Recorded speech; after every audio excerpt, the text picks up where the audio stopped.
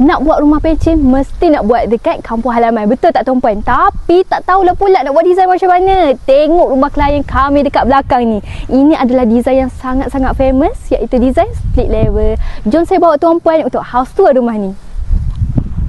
Rumah ni berkeluasan 3020 kaki persegi tau. Sangat luas. Okey, jom kita mulakan dengan carport terlebih dahulu. Carport ni tuan-puan boleh memuatkan 2 buah kereta tau. Ada 1 kipas lagi. Dan nak tambah dekorasi sikit macam klien kami ni, bolehlah letak lampu chandelier. Untuk carport ni ada 2 pintu tau. Pintu ni menuju ke dapur, dan juga dekat bahagian sini ada 1 storage room. Jadi kalau tuan-puan nak simpan barangan motor, barangan kereta, bolehlah simpan dekat dengan sini. Bolehlah tuan-puan tutup untuk lebih keselamatan. Okey, jom kita masuk bahagian dalam rumah pula. Okey, Assalamualaikum. Wow, cepat masuk tuan-puan. Sangat cantik ya dia punya rumah, nampak tak? Ada tangga. Kejap lagi kita naik bahagian atas, kita review dulu bahagian bawah. Okey, kat bahagian sini terus saja jumpa living area.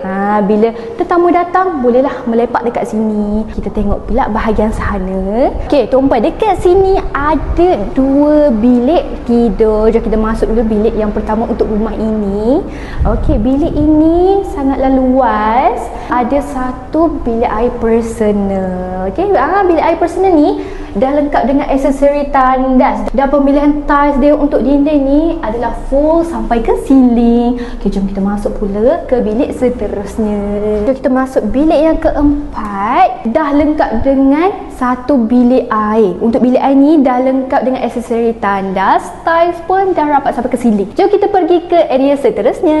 Kita berada pula di area dining. Ada juga 1 sliding door. Ambil angin kan, ataupun nak buat BBQ area, sangat-sangatlah sesuai. Okay, jom kita ke area dapur pula. Wow, cantiknya dia punya dapur. Tuan-puan, tengok ni. Dapur ni sangat-sangat premium tuan-puan, nampak tak? Sebab apa? Ada penambahan daripada klien kami sendiri, iaitu interior design lah. Iaitu kabinet. Tambah juga dengan dekat sini ada table island. Okay, jom kita tengok dia punya kabinet. Untuk base kabinet ni sangat cantik. Dia punya pemilihan color yang menariknya ada siap dengan kompartmen. Ada juga dekat sini untuk letak peti sejuk. Bukan itu sahaja, dekat area sini. Ini pun ID dengan kami juga, iaitu bahagian laundry lah ni. Bersama dekat bawah ni ada ruangan untuk letak washing machine. Nampak tak? Siap dengan ngepipe lagi. Okey, untuk kabinet ni tuan-puan, bolehlah kalau nak letak sabun dan sebagainya. Dia panjang ni pula tuan-puan, bolehlah kalau nak letak penyapu, nak letak mop dan sebagainya. Sangat-sangatlah sesuai, nanti tak berselerak sampai keluar, betul tak? Jom kita tengok pula dekat dapur ni ada apa lagi. Bilik yang pertama ni adalah storage room. Sesuai nak simpan barangan. Kedua, bilik air. Bilik air yang pertama ni, wow, sangat luas. Dah lengkap dengan aksesori tandas tau tuan-puan. Penambahan daripada klien kami sendiri, iaitu aksesori untuk letak sabun dan sebagainya. Yang kedua ni sangat simple lah. Ada tandas cangkung bersama dengan pipe. Selesai bahagian bawah, jom kita naik bahagian atas pula. Ada penambahan daripada klien kami sendiri, iaitu lampu aksesori ni lah. Okey tuan-puan, bila naik saja bahagian atas ni, jumpa family area. Ada 1 balcony tau. Sangat-sangatlah cantik nak tengok pemandangan daripada luar rumah. Wow, sangat-sangatlah premium ni. Okey, jom kita tengok pula berhadapan dengan family area ni ada 1 bilik. Jom kita tengok.